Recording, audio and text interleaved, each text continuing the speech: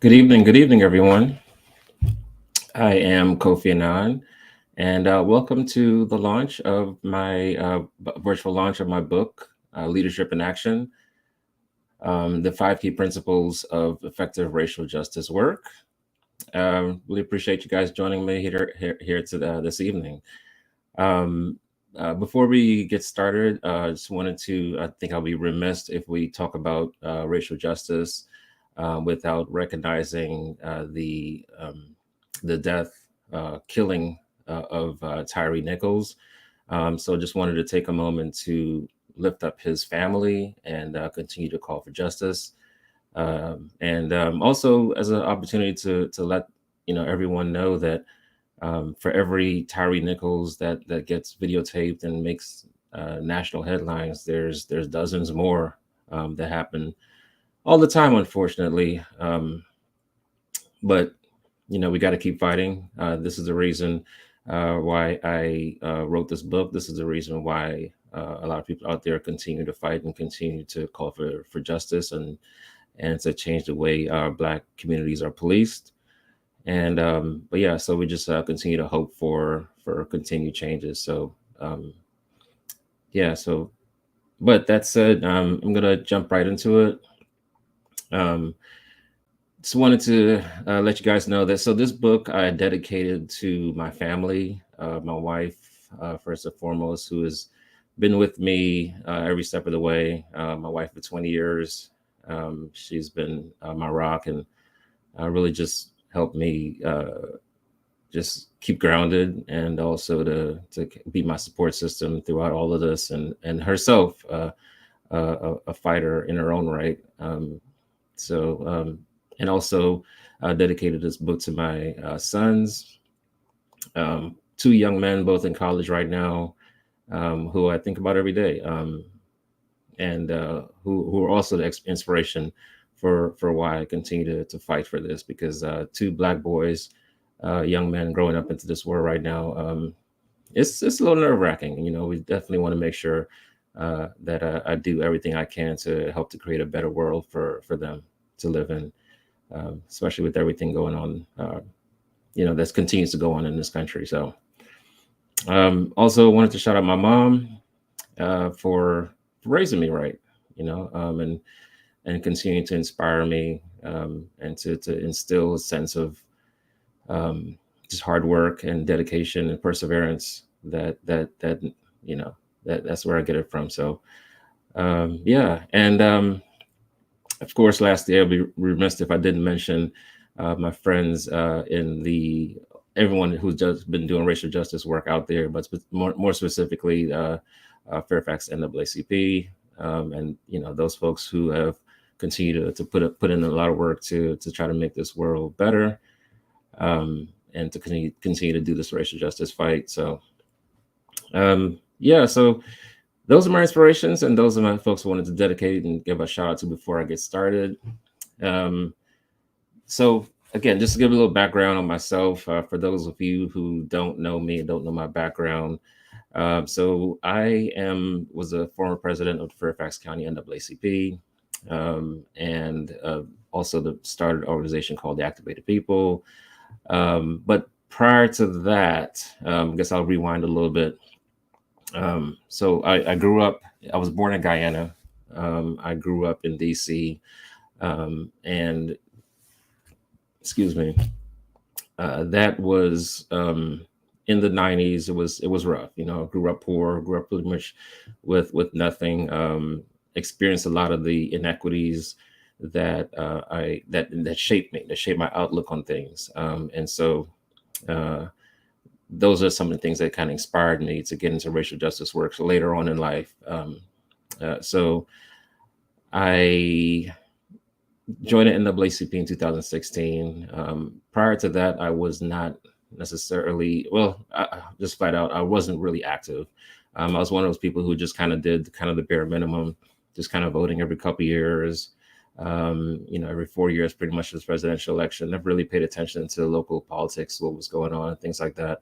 Um, so I also understand the people who are out there who are voting and doing that, because I was one of those people who was in that boat not too long ago myself. But in 2016, I joined the NAACP because really motivated by some of the things that were the shooting and police involved killings of Black men that was happening at that time. And I wanted to get off the sidelines, if you will, and get out there and do something myself. And so I joined the organization. At the time, it was a relatively small group of folks who were there at the time, and not super active in the community. And so, when I joined, I guess I was kind of like a little breath of fresh air. The folks who were there who kind of saw some potential in me, and so I was elected president. Long story short, not like a few months after joining, and that probably should have been a recipe for disaster. And who knows, maybe in some ways it was. It turned out that way, depending on who you ask, but not because we were ineffective, but because we did a lot of things that kind of broke the mold in how racial justice work is done. And we were very, kind of disruptive in a way. So I guess the fact that I didn't have much of a background in racial justice work starting out, just made me just kind of go to the drawing board and just kind of just start from scratch. And so that's kind of what I did, right? So long story short, 2 years after taking on the presidency, we became one of the largest branches in Virginia, and one of the most active branches in Virginia. And we ended up, lo and behold, we actually won the Thalheimer Award for being the best branch in the country, which was this is the recognition from national NAACP. So it was a recognition that we were doing some things right, even despite the lack of inexperience and things like that, for me and some of the new leadership and things like that joined. But I wrote this book in order to, because I felt like there were some key principles that I took away, and lessons learned from how I did that work, that I think that if other organizations are who are interested in pursuing racial justice work, or individuals who are interested in pursuing racial justice work, if this is something that they wanted to do, then this would be a good guidelines to help them, inspire them, or help to draw some strategy. So it's a really high level, discussion about what it takes to get racial justice work done. So that said, I'm going to use this opportunity to kind of highlight those 5 key principles, and then I'll tell you guys how to obtain the book and so on. And if there are any questions or whatnot, I'll entertain those. So one of the things that happened after George Floyd's death, murder, was that there was a big push to do racial justice, right? A lot of organizations were getting new members. A lot of organizations were donating money. Literally, like corporate America donated over $200 billion for racial justice, dedicated to racial justice work after his death. So it really showed that there was an understanding countrywide, that there's more that has to be done, right? And that there was his death wasn't just about that police department. It was a really a reckoning, as to recognition that really a whole lot has to be done. Unfortunately, though, Forbes just came out with a study not too long ago, late last year, that showed that most of that money is either unspent, like it's just kind of dedicated but not really did anything with, or the money that was spent didn't actually go towards anything that had any really systemic changes.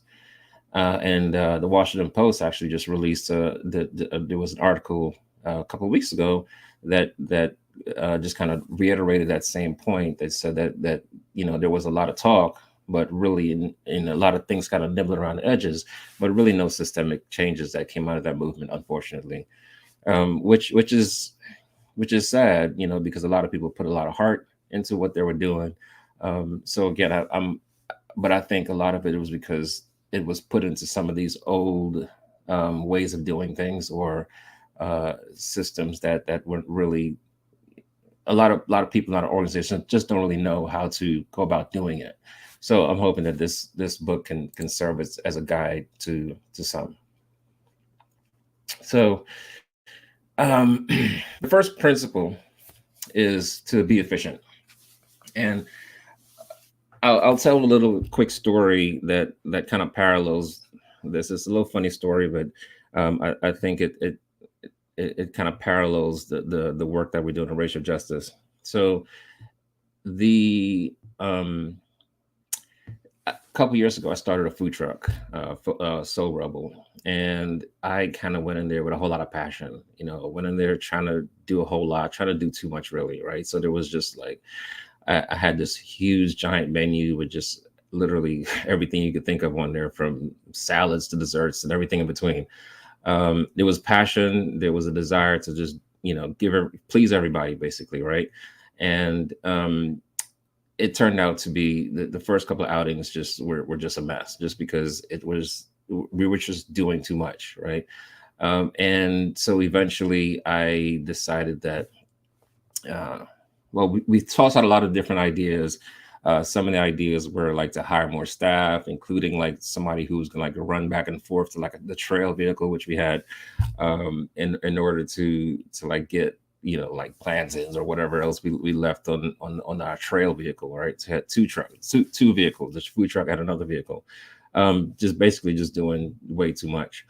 Um, Luckily, we did implement the plan to do that. What we actually did was just to scale back the menu, just focus on the few things that we know we could do well, with the limited space and resources that we have.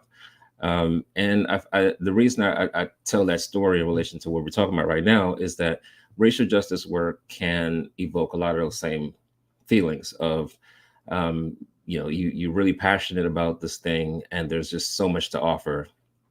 And so if you really get kind of caught up in that, you could end up really just burning yourself out. This work is very daunting, very challenging, and it attracts people who are really passionate. And if you go with that approach without really scaling down to try to figure out what exactly it is that you yourself are really good at, you might end up getting overwhelmed and not doing anyone any good. And so that was one of the lessons that I learned when I was doing the work, is that everyone's a volunteer for the most part. And a lot of this different organizations that do this work is primarily led by volunteers, and it relies heavily on volunteers. So a lot of people who are working full time and now doing stuff on the side or in the evenings and stuff like that, and so they just don't have the capacity to do a whole lot, but they're passionate, so they'll try. And so ends up having a lot of weight on a few people's shoulders. So, but that's not a recipe for long-term success. So bottom line is you got to be efficient, and so that's the first principle. Figure out what you do well, and go from there. And also, like, let's say you're really interested in police reform, right? That in itself could be broken down into like so many different categories, so many different areas. And not only that, like once you master like the general laws of how these things work, then you got to understand, well, what's actually being done in your local community, because every issue manifests itself differently in every community. So you have to really be able to not just know the issues in a general sense, but you also have to know the issues on a really local level as well. So you can't do that for everything in order to, not to be effective. Principle two, be authentic. So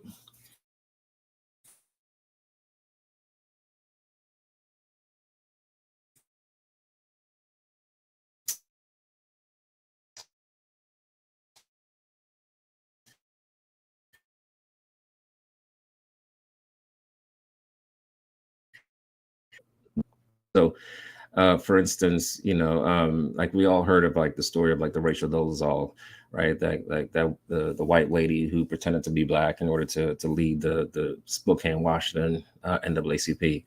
That even though that's an extreme case, there is a lot of parallels that you can draw to other people who really feel like they need to try to emulate somebody else in order to be effective. Because a lot of a lot of people look up to people like Martin Luther King or Malcolm X or whoever, but your goals aren't necessarily their goals. Your strengths and weaknesses aren't necessarily theirs.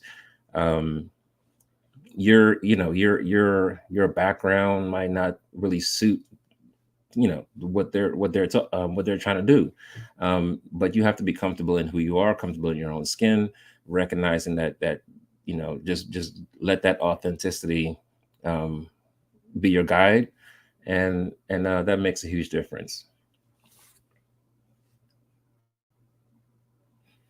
The third principle is to be impatient.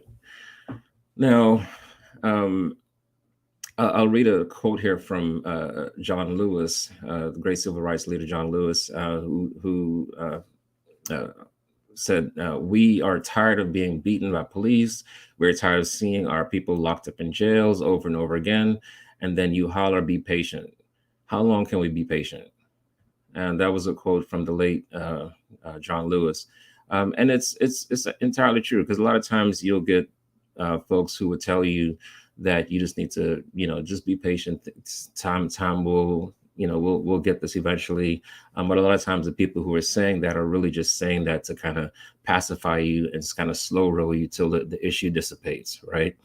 Um, and I'll give you one of the strongest examples of this is just in March of last year, the Congress finally passed the anti-lynching bill, and this, yeah, I mean, it was great, but I really don't think a lot of people in the African American community really celebrated it, like uh, maybe it would have been, at least, had it been implemented or passed, a couple hundred years ago. I mean, it took literally 100 years ago, 100 years of attempts, and 200 years of 200 tries in Congress before it was passed. And in the meantime, thousands and thousands of Black people were lynched.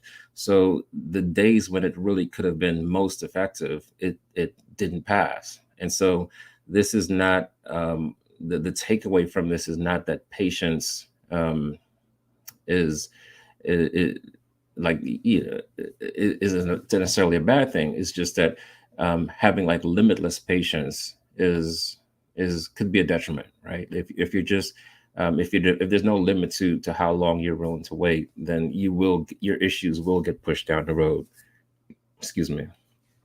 Um, and I'll also say that,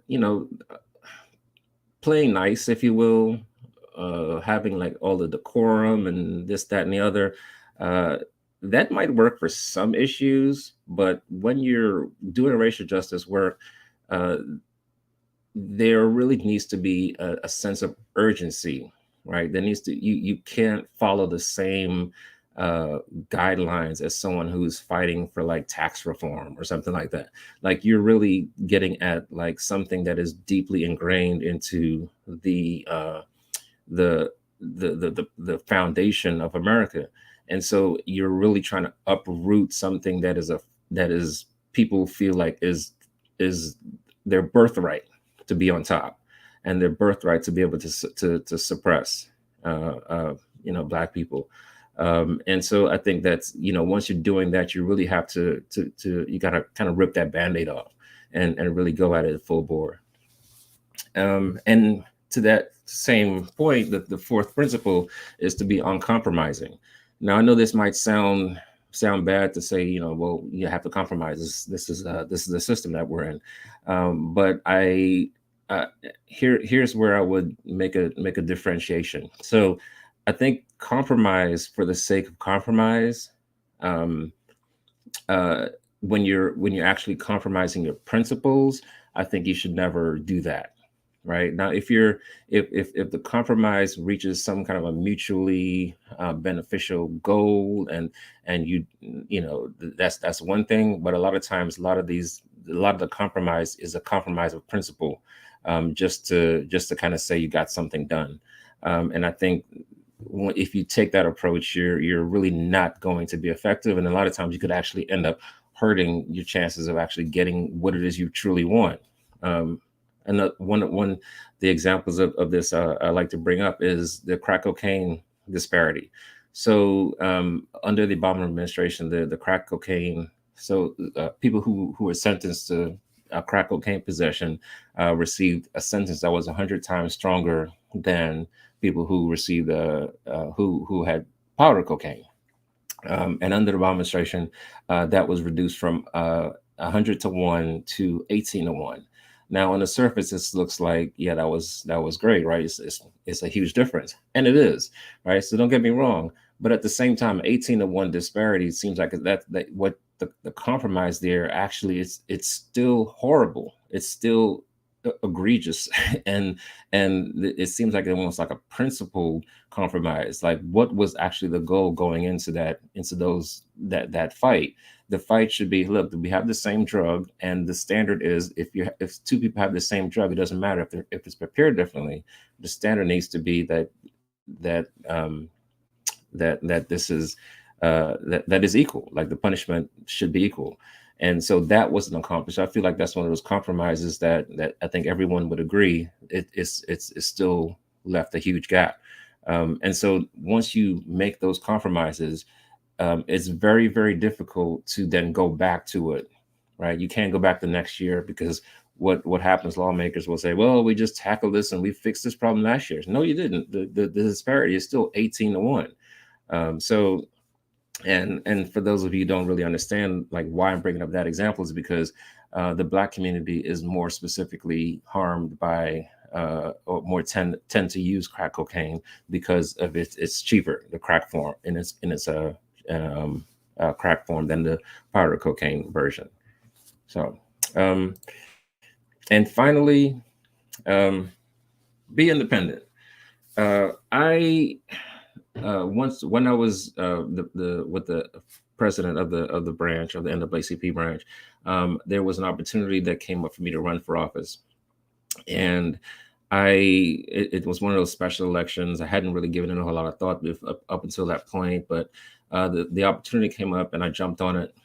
And so once I ended up losing the primary by short of like a little over 100 votes.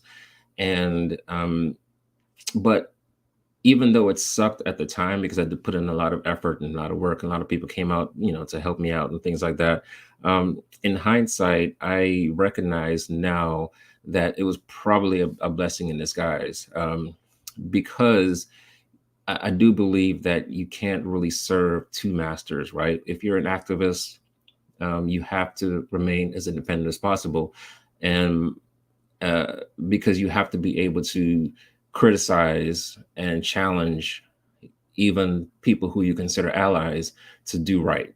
And you have to stay on them. And that becomes a lot harder once you're part of the political party itself, right? You kind of need to, you need to, like, as an activist, your loyalty and your only real concern is the people that you're serving. As a politician, you have party considerations, you have colleagues that you have to be nice to, you have donors that you have to worry about, you have a lot of different things that actually do indeed tend to compete with your desire to serve the people, and that's just the reality of how that works. So I think it's one of those things where you just you have to understand that even if a certain party you are aligned with them, and let's just be honest, a lot of the racial justice work will fall on the lap of the Democratic Party. But even with that said, that you still have to be able to challenge them, because if you don't challenge them, even they can at times be just as racist. Just do your history, do your homework, and you understand how a lot of these things don't necessarily get better with Democratic Party leadership or Black leadership or whatever. You have to stay true to the community, and you have to stay true to your values and the issue itself. And so if you lose sight of that, then you end up compromising your work and compromising your principles and values. A lot of people, a lot of organizations, go by that mantra of no permanent friends, only permanent issues. But a lot of them don't necessarily live by that. And I feel like it's really, really actually very, very important. This is probably the most important principle of all, is to make sure that when you wake up in the morning, you understand who exactly it is you're working for, as you're going about your work. So in conclusion, the 5 principles again: be efficient, understanding that you can't do it all, and let me go back. I forgot my principles already. So be efficient, be authentic, be impatient, be uncompromising, and most of all, be independent. This work is very challenging work, but it really has to be done. We keep getting really graphic and painful reminders of why this work is so important every day. And we have a very, very long way to go. And in a lot of ways, we've a lot of the progress that we thought we made, we're reminded that we haven't made as much progress as we need to.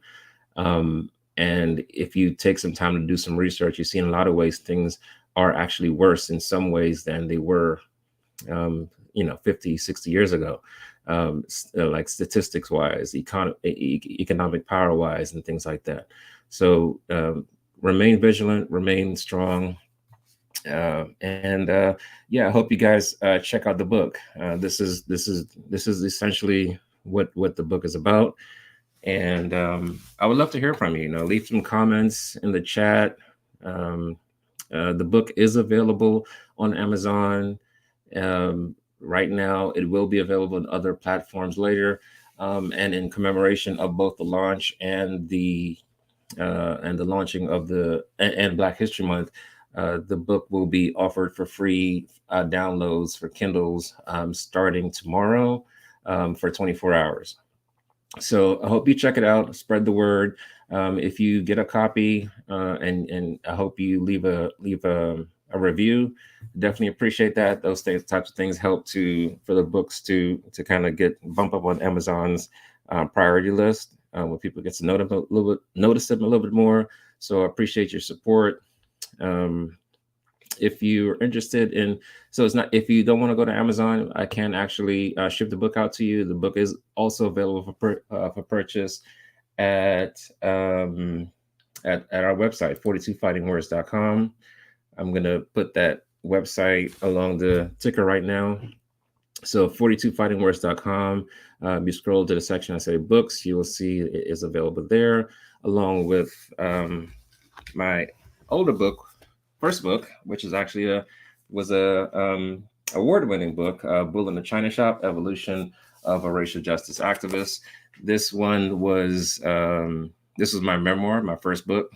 And if you get both books, you'll notice that there's some there's some continuity and parallels between the two, as I basically extracted a lot of the principles that I learned over time over my work into this new book, Leadership in Action. So I hope you join it. And finally, feel free to give us a like, give us a follow. All our social media platforms, everything is at 42fightingwords.com. Subscribe to the YouTube channel, Instagram, Facebook, Twitter, what else? Everything. I believe we're on TikTok too. But thank you so much for joining me tonight, and look forward to hearing from you. Peace.